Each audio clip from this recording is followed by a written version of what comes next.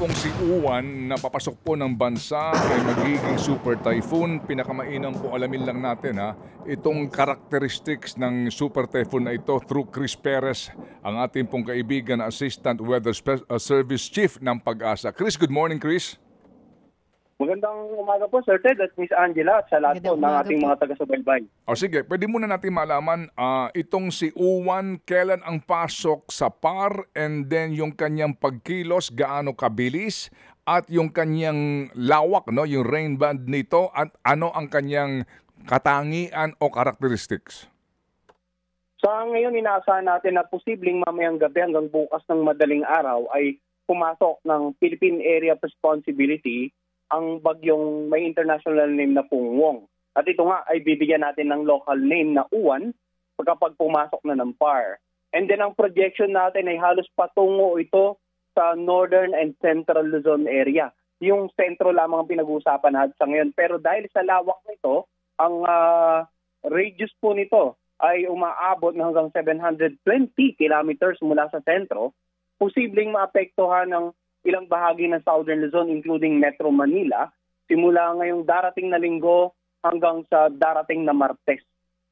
So, yun nga, yung sa lawak nito, kahit ang tinatayang sentro, ang inaasahan nating tutumbukin at tatawirin ay yung ilang bahagi ng Northern Central Luzon. Pero dahil malawak po ang radius, sakop pa rin po ng rain bands, ng wind signal, possible, ang Metro Manila at ilang bahagi po ng Southern Luzon area. Kaya ngayon pa lamang po ay, yun nga, nagbibigay kami ng abiso sa ating mga kababayan sa buong Luzon na patuloy na mag-monitor. At magkakaroon po tayo ng press conference mamayang 11:30 para mas may paliwanag natin na ang nang mabuti yung sitwasyon regarding itong papasok na bagyong Uwan. Okay, sige. So Uwan papasok ng PAR early Sunday morning. Ay, hindi po. Either mamayang gabi or bukas ng madaling araw. I see. So, okay. Mamayang gabi or tomorrow early morning, papasok ng PAR. Tama po. Okay. Yung pasok ng PAR. And then, yung paglapit sa kalupaan ng ating bansa at magsisimulang maramdaman yung epekto ng weather, posibleng magsimula po sa linggo. Hanggang Martes po yun. Okay. Ganito, kung kami may mga event, no? Kung kami may mga lakad bukas for Metro Manila and peripheral areas, so far naman, maganda-ganda pa ang panahon.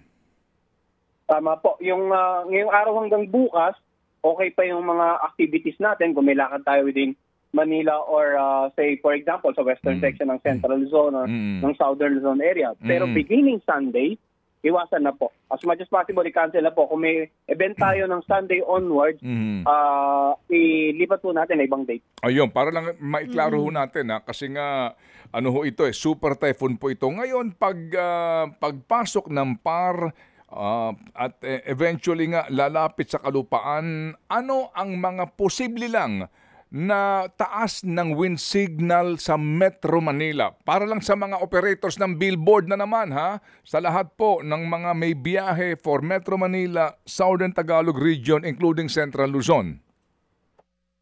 Ang nakikita po natin, posibleng pinakamataas na wind signal sa Metro Manila ay umabot na hanggang wind signal number 2. Okay, sige. Signal number 2. Wind signal po ito, no? Lakas ng hangin. Tama po, opo. Ngayon, usually yung mga lugar na medyo may kalayon sa sentro. Alright. 700 plus kilometers ang radius nito, ang lawak ng kanyang ulan. Yung bang peripheral areas mula dito sa mata nito, aabot hanggang red warning category ang buhos ng ulan?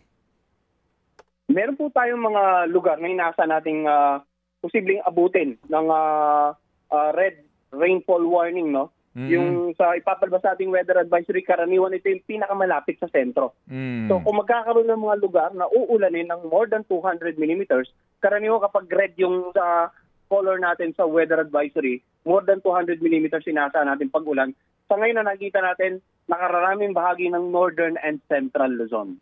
Okay. Ngayon, ito bang pagtama nitong si Uwan, yung sentro nito mismong at area ng landfall, sa mga oras na ito, anong accuracy percentage nito para matukoy natin talaga?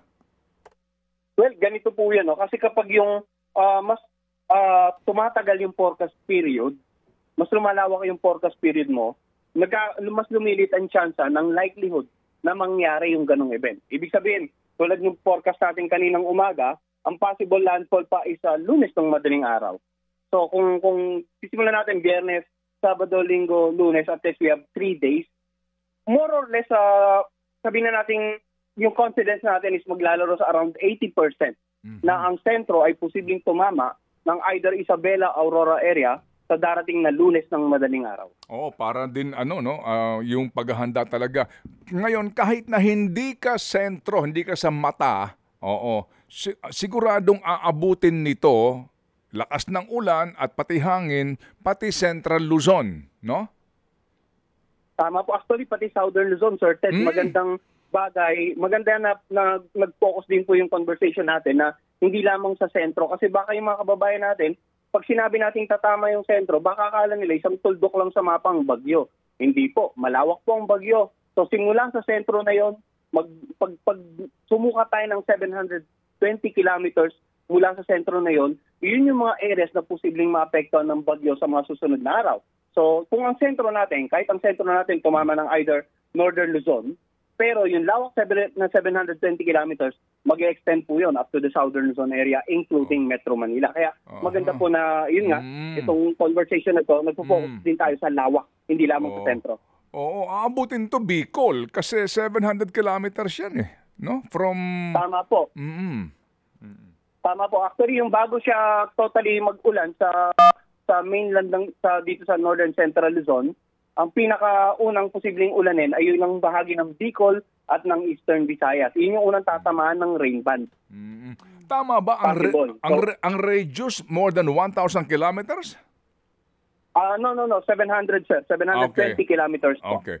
Kasi yung isang weather bureau nagsabi na ang radius daw 1,000 kilometers. Kaya talagang nakakatakot, no? Na yung kilometro, yung lawak nito, para mong sinabi na magmula sa Baguio City all the way hanggang sa Matnog, Sorsogon na mahigit, hanggang Mindanao na aabutin, no? O sige. So okay. Sige. So sa ngayon itong si Uwan, kung sakasakali na siya ay lilihis man, ano ang mga posibilidad na bumaba ito o pumanik kumusta sa Benguet, sa Cordillera? So ganito, Sir Ted, no, sa forecast track natin, may tinatawag po tayong area of probability. Yun yung parang APA na nakapaligid dun sa center track. Ngayon, kung titingnan po natin yung APA na yun, yung area of probability, nagpapakita siya ng other scenario, bukod sa yung inasa nating pagtumbok ng sentro sa Northern Central Luzon area.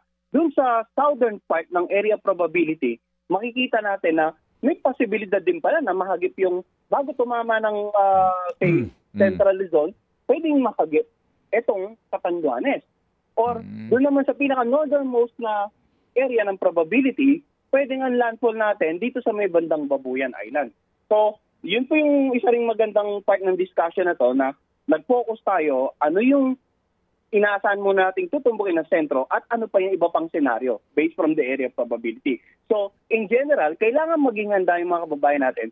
Pag pinag-usapan natin landfall, no, kailangan maging handa ang mga kababayan natin simula po dito sa Catanduanes area all the way sa may bandang Babuyan Island. For possible landfall scenario. Okay. Pero of course, yun yung binanggit ko kanina, yung mas mataas ang tsansa, Isabela, Aurora area. Opo. Would you know kung sasabay ba ito yung high tide sa panahon ng pagtama nito, especially dito sa peripheral areas along the scene nitong Aurora?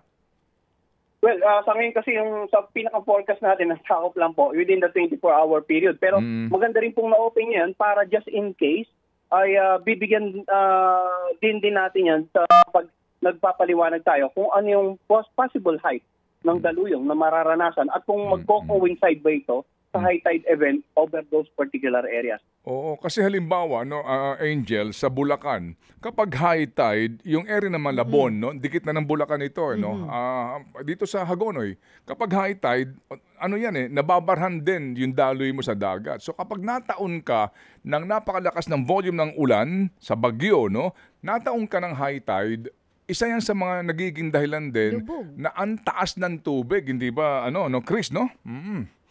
Una po. Actually, ang tawag natin dyan is storm tide.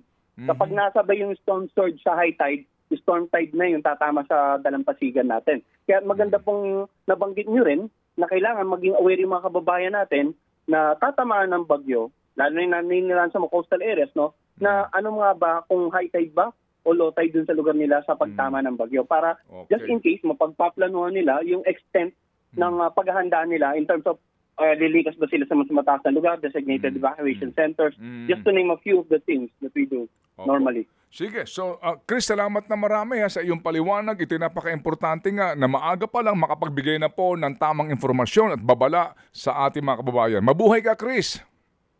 Maraming salamat din po at magandang araw sa lahat. Opo, thank you. Si Chris Perez. Mga kapatid, brothers and sisters, saan ka pa? Dito na tayo sa totoo. Dito na tayo sa True FM. Mga kapatid, mag-subscribe and follow po kayo sa social media accounts ng True Network PH. Yan po kami. Hanapin nyo lang True Network PH, Facebook, Instagram, YouTube, TikTok, and podcast. Mapa Apple or Spotify man yan, mahahanap nyo kami. Lahat ng mga napapanood at napapakinggan nyo po sa programa, nasa social media accounts namin yan. So, paano mga kapatid? See you sa social media!